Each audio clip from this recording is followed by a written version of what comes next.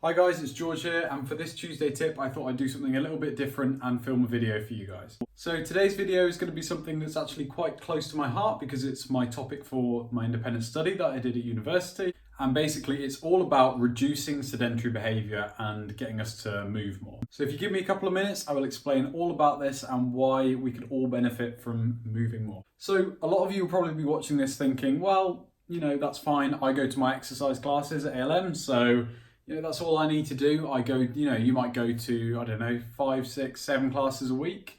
And that's good. That's really good. You're doing, a lot of strength work there and a lot of different things. But what a lot of people don't realize is that no matter how much moderate to vigorous intensity exercise you get, you're not necessarily exempt from the dangerous health effects of sedentary behaviour. So what do I mean by that? Well, let's say you go to an ALM fitness session in the morning, 6 o'clock till 6:45.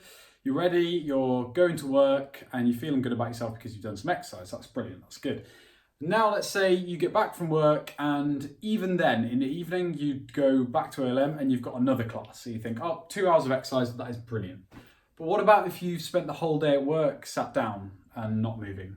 Does that mean that you are healthy because you've done 2 hours of exercise in the day? Well, the research suggests that that is not the case. And just because we do exercise, we engage in exercise a couple of hours in a day or maybe 1 hour a day or whatever, it doesn't mean that we won't get the negative health effects of being sedentary throughout the majority of the day. So how this looks on a timeline, as we can see here, is we've got a period of time where we are doing exercise in the day.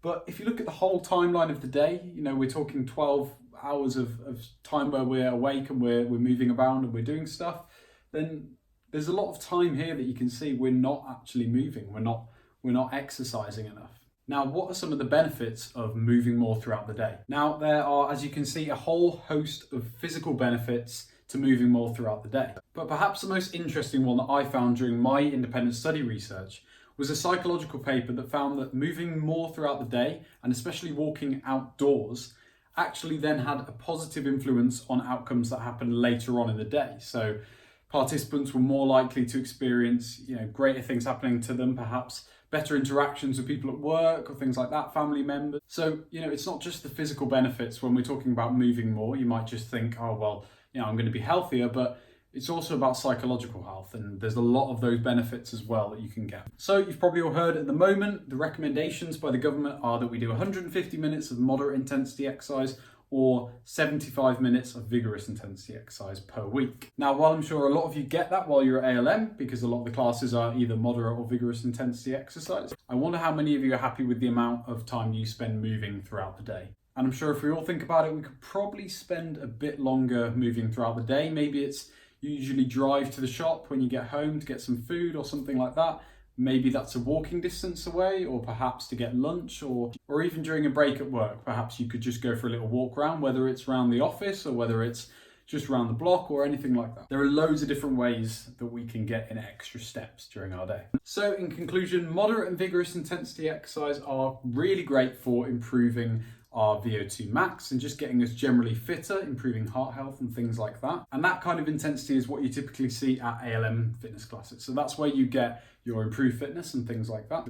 But what's really important as well for long-term health and longevity is that we get enough light intensity activity throughout the day. Now, you could be gardening, you could be walking the dog, you could be doing anything like that. Even cleaning the house sometimes could be light intensity activity. But as long as we're getting up and moving and we're not just sitting down for the majority of the day, as long as we're making a conscious effort to move more, then you'll see lots more health benefits.